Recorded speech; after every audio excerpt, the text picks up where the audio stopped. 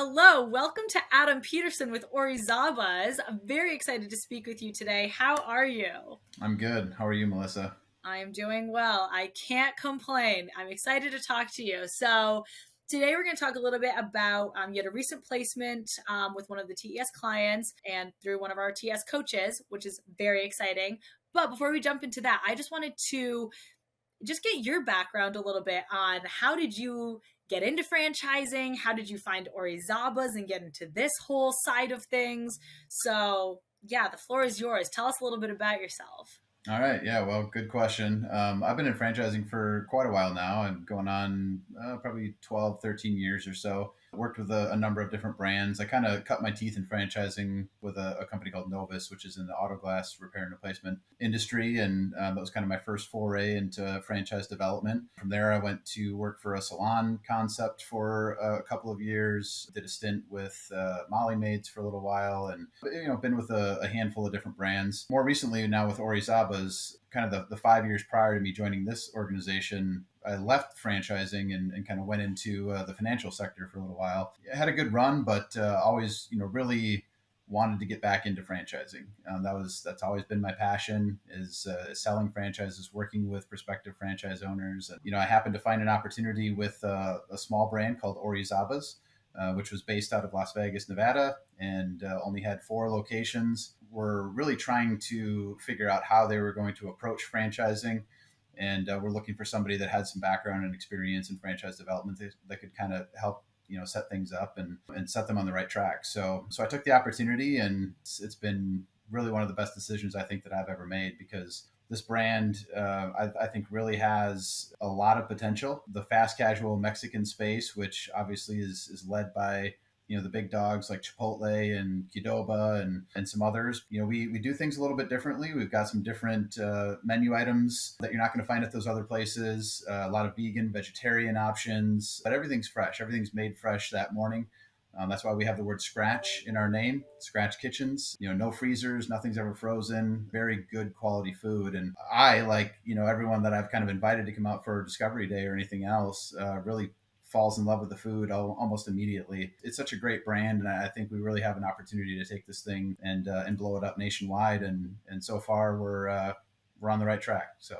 I love hearing that. And also just, in that space, like you said, there's a lot of interest, but you see these really big name brands. And I see Ori'Zaba's as like, it's that boutique kind of, Right. I don't know, like that local, like that's what people are looking for. Like everyone's looking at the craft breweries. Everyone's looking at these little, like, kind of really kind of that special, unique feel.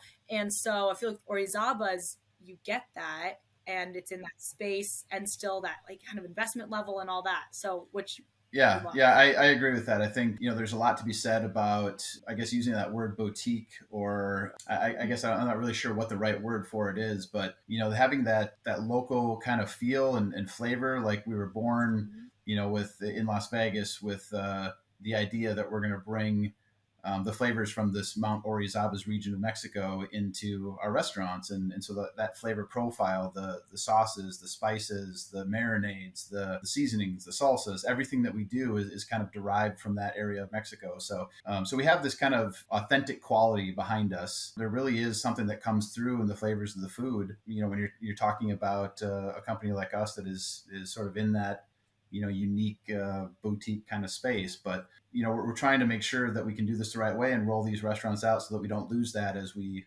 continue to grow and expand across the country. And you guys are at a really exciting spot of growth because again, you started in Las Vegas, which is like this amazing food capital. Like Right. there's a lot of great restaurants, and so the fact that you guys could start there with the 4 restaurants, be really successful, get through a pandemic and That's all right. of that, and then which also we can talk about, and then now you're looking to really grow. I feel like that's a really exciting story to tell. Yeah, we actually started offering franchises during the pandemic. That was really kind of right before I started, was beginning of the year in 2020, a few weeks after I first started, that everything kind of started shutting down. And I was in Las Vegas when they canceled March Madness. What's going on? There's this kind of mass exodus, leaving Las Vegas at that during that week in March. And so everything kind of started hitting the fan at that point. I was a little concerned with, the state of of restaurants and closing and how that was going to affect things. But we have a really strong team. We're a small team, but very cohesive, and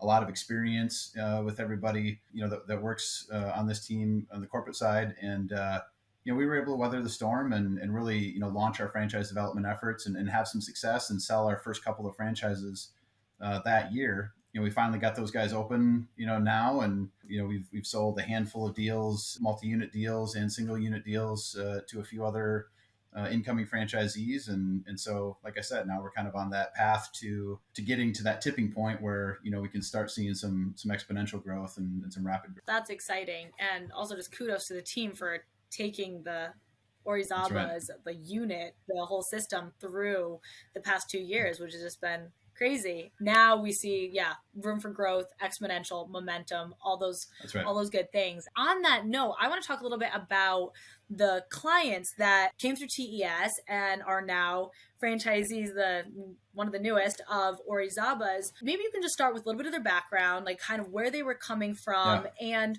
what you saw kind of transpire as they started to work with you, learn about Ori'Zaba's, like where were they? And then as they kind of went through your franchise development process, we like to call it an experience, Yep. as they went through that, did you see any shifts? Did what did you see that got them to the point where they're like, you know what, I'm moving forward with Ori'Zaba's and I'm not just going to do one, I want to do three. Yeah. Like what was that kind of journey for them that you saw? Yeah, this is a unique one, I'll say, Melissa, because this candidate in particular used to live in Las Vegas for about 4 years with his family. So he had been a customer at Ori'Zaba's at one of our original locations time and time again for that 4 year period, and really liked the food. Now I'll say this: we were branded in Las Vegas as Zaba's before we kind of rebranded into Ori'Zaba's. So, he was presented from his coach with obviously a couple of different opportunities and a couple of different brands.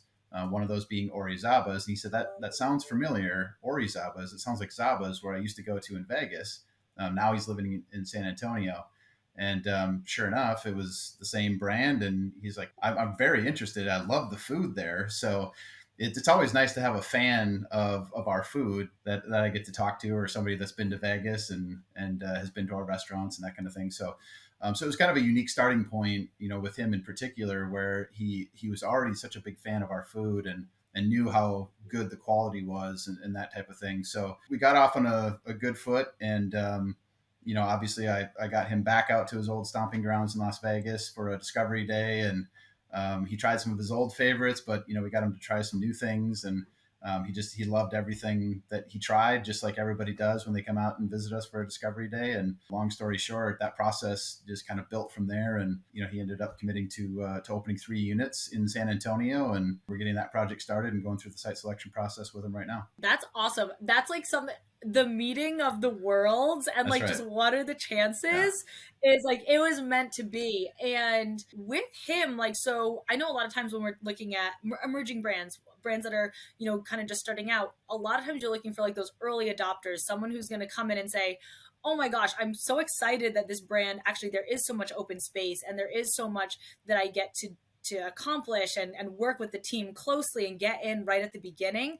Was that something the client had? And also, did he have any restaurant experience? Like, what was kind of his mindset around all of that? Yeah, no restaurant experience. He was a CFO at a large hospital chain. So, his obviously an executive past, and a great business mind in general. But the thing overall that resonated with him is we're expanding. We've added new franchise owners, specifically in Texas too, where we are growing in Houston and Dallas and now San Antonio. So the market demographics really jump off the map for us there. We've got a lot of great prospective customers, and our ideal type of customer certainly exists in Texas. Big in the Tex-Mex, just Mexican food in general is certainly big in Texas. So I think the clientele is there. I think that resonated, but I think the opportunity itself really resonated with them too, right? The fact that we are still small, but we have some legs to us. We are growing. We are expanding across the country. And, now is really the perfect time for somebody who's willing to kind of take a little bit of a risk, with a young brand, but also at the same time, the upside is far greater with something like this too, where, we're not fully saturated in a lot of markets. So these early adopters that come into a system like this early on, I think really have an opportunity to build a fantastic business. And something that it was important for him to have something where his older high school going into college age kids can get involved in the business and really learn the ins and outs of entrepreneurship and that kind of thing too. So there were a lot of little aspects I think that really kind of came together with this deal in particular. I love hearing about that. And that just goes back to and I'm sure you hear about it with like a lot, you see it with a lot of your other franchise owners, maybe candidates, but it is funny how like there's different things that resonate with different Yes. people about the exact same brand. We talk about like income, lifestyle, wealth, equity. That's kind of how the coach sets it up with the client. Like, what are your goals around income, lifestyle, wealth, and equity? And I love that you brought up he has kids and he wants them to kind of be a part of entrepreneurship, part of the business. And I love Yeah. that. And it's like, okay, Ori'Zaba is the vehicle that's going to help like allow his kids to kind of get into it as Yeah, well. and And restaurants, I think, they provide that kind of an environment too, right? Where we have this sort of family environment with our stores in Las Vegas, where a lot of the people working in those restaurants have been there for a number of years, and we have this family atmosphere already. And so I think that resonates when people come out to visit us and they see that in our restaurants, and they see that our corporate team all the way down to the frontline workers in our restaurants. We know everybody by name. There is just this kind of, again, family atmosphere that exists there. And so I think somebody that's looking for a business opportunity that where they can get their family involved, whether it's kids or a spouse or brothers, sisters, whoever it is, we can provide that type of business opportunity for them. I love highlighting that as well because I think too, and this is just in general, like I've been in franchising for about half the time you have, like around 6 years. And so I came into it just thinking, okay, franchising is like these big restaurants, the ones that you see on every street Right. corner. Like it's this, kind of big name. You might think a little bit corporate, like all these different things. And then I love you mentioning that with this, it's the culture.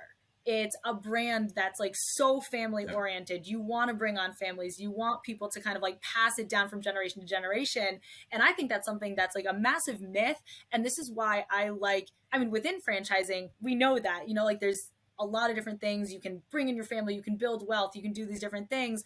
And it doesn't just have to be these massive, like, empire That's builder right. franchisees who already are in the system. It's like people can come in, and I don't think people realize that, which is why I love kind of like what you're doing and what the coaches do is introducing people who didn't think about franchising before and showing them like, listen, you can have all these things, you can bring in your family, and there's great Yep. cultures. These brands have people attached to them that love the people that they're working with. So I don't know if you want to speak to that on any level of what you see with other candidates, or like as you've kind of gone through your franchising journey, what you've seen. But I just love drawing attention to the fact that franchising is not this big bad scary thing. It's this amazing opportunity for people that I just think people are not that have no Yeah, idea it about. really is, and I think it's different for everybody, right? I mean, every candidate that I talk to, it's they're looking for something maybe a little bit different in a business opportunity. Maybe it is get family involved. Maybe it's to build more of a passive income stream where they can get multiple locations up and running in our manager-run business model, where they don't have to be in there on a daily basis.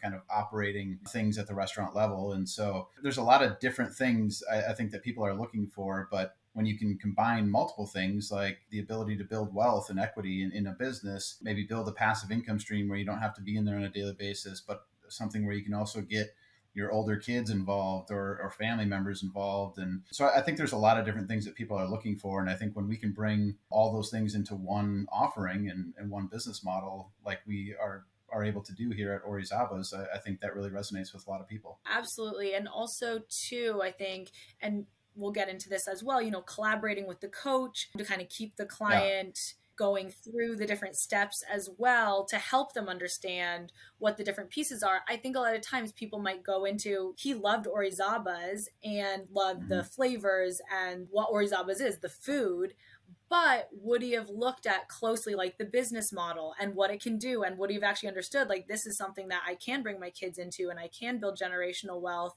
and things like that without the coach? Maybe, Right. maybe not. So anyways, if you want to speak to maybe working with the coach and how you kind of got the client, and maybe he was just super excited and said, love the food, I'm a raving fan, I'm excited to move through this. Just speaking a little bit about the collaboration with the coach, how'd you move the client through that to help him understand he can do all these different things with this business model, with Ori'Zaba's in Yeah, particular. and I'm getting leads from a lot of different sources, right? Some of those Mhm. are not leads that are working with a coach, right? That they have that Right. resource behind them to help them kind of guide through this process. And for me, I love working with candidates that I get from TES coaches because they have that person kind of whispering in their ear and guiding them along, saying, not even telling them, but asking them questions about what they're looking for and what they're trying to build too.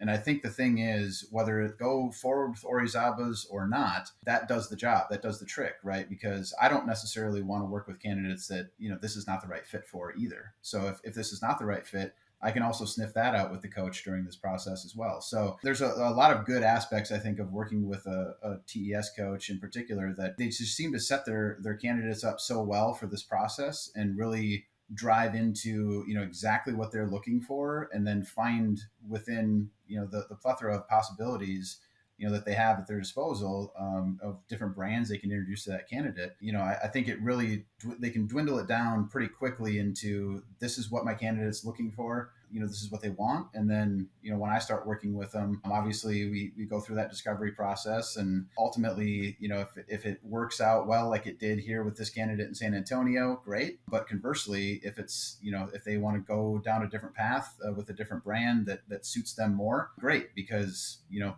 that could have maybe caused problems later on if their heart really wasn't into it, and this wasn't the right fit for them too. So I think both sides of that equation are very helpful, and one of the many reasons why I love working with TES. I obviously love hearing that, but also just I think your approach in franchising, just in general, I think a lot of times brands, different concepts, think, okay, I just want to bring in as many Right. people as I can, like build up the brand. I just need to get these franchisees, and then later down the road, like to your point, they're like, oh, I don't actually know that this was the right person. They did have the money and they signed the agreement and they were really excited in the beginning, but I don't know that we actually set them up for success. And I think, to your, like, love your take on it as well, of listen, even if they don't move forward with Orizaba's, number one, at least That's now right. they know about it. So now you have another fan. And then number two, if it wasn't the right fit, I don't want to, like, you don't want that to be hurtful to Orizaba's in the future or to that franchisee down the road. One of the biggest lessons I've learned in franchising over the years is that you don't want to Mm-hmm. force those deals through. And I've been in situations where we take on anyone and everyone that can come up with the money and move forward. And I've seen the drama and the issues that that can cause within a franchise organization. And so I think having that experience and bringing that experience to a younger brand that is looking to grow and expand across the country, hopefully is something that's going to resonate with the candidates as well, and that they're going to see that we really are building a family environment here, from, like I said before, from our CEO all the way on down to our franchisees and their employees. We want to get to know everybody. We're going to have their managers go through a 6-week training program in Las Vegas, where they're going to get to know our staff extremely well. Then we're going to have staff go out and help them train the rest of their employees prior to grand opening on site in their local area. So we get to know these people very well, and we get very close to them. Our teams get very close to them. And so we really do just have this kind of, I've said the word over and over again already, but this family atmosphere that we really do have with the brand. And so I think it has to be a good cultural fit as well. I think that's just a really big part of this process. I think there's a lot of talk out there, like, yeah, exactly. Like, bring the people in, Yeah. just sell your brand, just get the territories out. And it's like, you know what? It's a long term investment on both sides. Like, you're in this, you talk about family like it is, and we talk about franchising is like a marriage, like Yep. it's this 10-year long thing, and you want them to become raving fans of it. You want them to down the road be great validators. These franchisees who join your system and be like, I love Orizaba's. Here's why you should join. Like, like, and that's where we're talking about 10x growth, is now you have all these ambassadors for the brand, which you wouldn't have had if you were just like all willy-nilly just bringing people in. So that's why I'm like, wow, I love, for any emerging brand, if they could just take that little piece, like, just be patient, I think too is part of it. Again, I can tell you all the horror stories of forcing it through and quote unquote selling somebody instead of allowing them to make the decision Mhm. of, joining the brand. When you sell them and kind of force the action, I think it certainly create more problems than it can solve, when you take that approach. So yeah, I'm a big believer in franchise model. I say this to every candidate that I ever work with. The only way that we make money is if you make money, right? So this is a true partnership, and we want it to be a true partnership. We want you to really love the brand. We want you to be in this for the long haul. It's a 10-year renewable agreement, so we could be together for the next, 10, 20, 30, 40 years, who knows, right? So it is a long-term relationship, and I think everyone has to look at it that way and understand the ramifications of, making a bad decision up front. So we go through a pretty strict, process of qualifying our prospective franchise owners and having our entire team kind of come together, really to validate and approve them. Speaking of validation, I mean, I think that's one of the other keys in franchise development. I mean, I couldn't sell franchises if we had a bunch of people that, felt negatively, a bunch of franchisees, I should say, that felt negatively about the brand and didn't say good things about us. So, having those validators that are happy with the business, whether they're making tons and tons of money hand over fist, or they just love the business and they're, they're making good money and they're getting by and they love what they do, that also resonates and comes through as well too, right? So it's kind of all of the above. I mean, we want everybody to make money and have a very successful business, but we also want people to enjoy what they're doing and really love the brand and love the idea of hopefully, building multiple units and continuing to help us expand the brand. I feel like you guys have it, like, the way that you speak about it and your approach is, again, I appreciate it so much because I don't think that that is necessarily how everyone sees it. And again, with your experience and things like that, yeah, it's just really appreciate that take on it of, you want it to be actually the right fit. We're not just saying that, like, it is actually a culture, it's not just about the financials. It's not just about, like, do you have the money? It's also, are you a good fit for us culturally? And do you see yourself here? And I think the word that came to mind was, like, vision. Like, you guys have a vision for what you want this, like, system and the Ori'Zaba's community to look like. That's going to attract the right people as opposed to either dragging people in or actually, Right. like, repelling people because they're just like, And it works both ways too, right? I mean, we all know that it's not necessarily easy to run a restaurant and to make money with restaurants. There's a lot of thoughts and feelings out there of people that I hear that'll say, I'll never touch, restaurant franchising, or, I won't go down that path. And, maybe they don't really understand it, or it's maybe not the right fit for them. I mean, one or the other, right? And either one is fine. But I think even if you're not making millions and millions of dollars a year, if you really love and enjoy what you do, I think over the last couple of years, through this pandemic and these other things that we've gone through, I think everybody really has taken a step back and kind of decided, hey, I really need to enjoy what I'm doing. I need to have a sense of purpose. I need some other things besides just financial, things that are going to motivate me and get me up in the morning to go out and try to love what I do. So they're all playing a factor in the decisions that these guys are making to whether they want to join our brand or not. absolutely. I 100% agree. Like, the past few years, people are looking a lot more closely at business Yeah. ownership or just, like, what else is out there other than a job. And to your point, other than just this thing that's going to give me just financial stability, there's all these other pieces too where people are like, okay, can I create something that's more passive so then I can Yeah. spend more time with my family? It's like all these other pieces are coming into play much more on Yep. that lifestyle piece, I feel. What I love too is that a lot of people are probably not going to think, okay, restaurant lifestyle, but, like, you know what I mean? Like, I think there's a lot of different misconceptions. And so, yeah, just being able to talk about, yeah, I love hearing the story. Like I said, it's just, I think a lot of people are really focused on all the external factors other than money right now. I really think that everyone has kind of taken a step back and started to reevaluate what they want out of life. And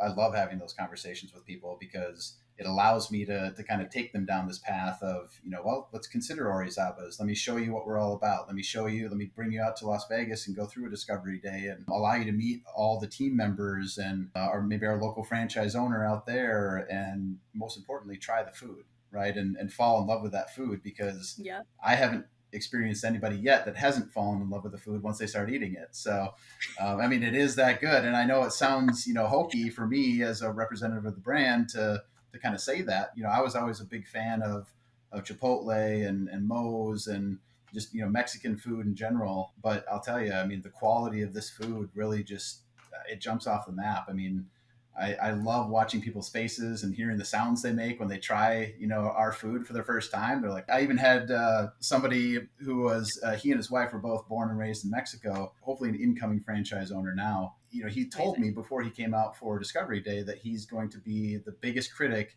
of what I call, very authentic Mexican cuisine, which we were touting. He said, I can't stand Chipotle and some of these other brands out there because it's not authentic Mexican food. And so you keep saying authentic. He said, we cook authentic Mexican food in our house every night for dinner, right? So I'm going to be a big critic of you. They came out, they loved everything that they ate. I mean, it couldn't have worked out any better. I mean, the sale just closed itself for me, basically, right? I mean, the food did that for me. So the Yep. food is that good. I'm like, okay, please bring one to Connecticut Bring me a candidate, immediately, Melissa. because that's a work in progress. But it's just, I just love like all the pieces coming together. So it's not just like this one thing, and you have all these different stories, and like that in and of itself is great validation right there, where you have someone who's like, listen, Yeah. I am like authentic. This authentic Yep. food is what I do, and then they come to an Ori'Zaba's and Yeah. they're like, oh Yeah. wow, and you're like, okay, now I know we're on the right track here. So just how can we get this out to more people? And so again, I think it's like if you're attracting the right people, you have these people who become raving fans of the brand. They get excited about not just the model and just like what they can do, but also like the stuff itself. They're just like, oh my god, I love this. To wrap up, is there anything you want that you would leave, let's say, with an emerging franchisor that you would tell, or to maybe someone who was looking at specifically in Ori'Zaba's, or just in general about franchising and where we are today, the state of franchising? I think overall, some of the things that I've already kind of touched on, I think the most important thing for anybody, whether you're a representative of a franchise brand that you're working for, whether you're a prospective franchise owner looking for that right brand, I think it's about connection to the brand. I really do. I think more so than, a lot of people want to go straight to the item 19 and talk about how much money can I make, or what is the investment. And I think those are all important factors, obviously. I mean, if you don't have the money, you don't have the money to invest in. It's not cheap to build out a restaurant franchise. So those are important factors. But I think overall, what I really want everyone to focus on is the connection to the brand and the fit with the brand, right? I want there to be a good fit. And I think that's the most important factor above and beyond anything else is, are you going to be happy with your decision? Are you going to be happy as a franchise owner of Ori'Zaba's or of any other franchise brand out there? If you're not going to be happy as an Ori'Zaba's franchisee, I'm going to tell you to go look at another brand, look at another opportunity. I don't want you to come into this system and not be a happy franchise owner. I want, like you said before, great validators. I want people that I can call up and say, hey, how's it going? And I want to hear things are great. I love Ori'Zaba's. I love owning this business. I love what I'm doing. Those are the things that we want to have, because we want to create that cohesive family environment where we can continue growing and expanding in a lot of markets across the country. And I think we're on a good track to do that. I would say, especially to emerging brands, I know it's hard. I know you want to sell franchises. I know your owners, maybe are breathing down your neck saying, hey, what are we doing? Let's sell some franchises. But it really does have to be the right fit, and you do have to do it the right way if you want to create a long lasting brand where you are going to have the opportunity to expand into new markets and really grow into a national brand. You have to do it the right way. Otherwise, disaster could lie ahead. Amen. Hey guys, if you are an emerging brand, like listen to this, or if you're a franchisee, I think those are just great things. Like, can you envision yourself as a franchisee? Can you envision yourself in the brand, like doing these things, loving what you're doing? And then as an emerging brand, again, like just take time, be patient, and you will grow. If you're doing it the right way and you've set up the foundation and you have that structure, but also that like around the structure, you have the culture and the people and the things that like give the brand life, then, and that's what's going to resonate with people, then you're going to be okay. Appreciate you sharing your thoughts and your wisdom with us. All right. Thank you, Adam. This has Yeah, been you as well, phenomenal Melissa. I talking to appreciate you. this. Thank you so much.